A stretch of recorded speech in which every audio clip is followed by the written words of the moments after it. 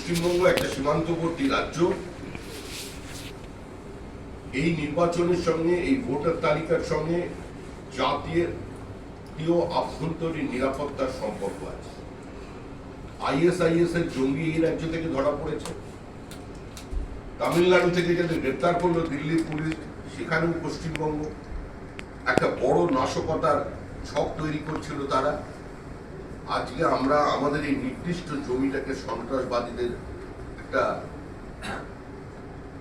Operation করবার জন্য বা আতুর ঘর হিসেবে তৈরি করে দিতে পারি, এটা কোনো রাজ্যবাসী চায় না। এবং আমরা চাই এক্ষেত্রে কোনো রাজনৈতিক বিভাজন না থাকে।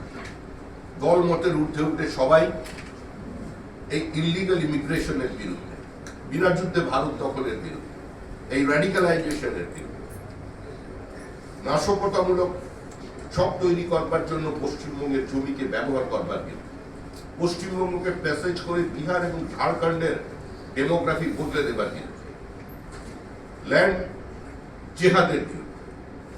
সমস্ত সুস্থ স্বাভাবিক সচেতন মানুষ আজকে তারা ঐক্যবদ্ধ হবেন এবং আমাদের দাবি সমস্ত জাতীয়তাবাদী ভারতীয় মুসলমানদের কাছে কোনো প্ররোচনায় পা দেবেন,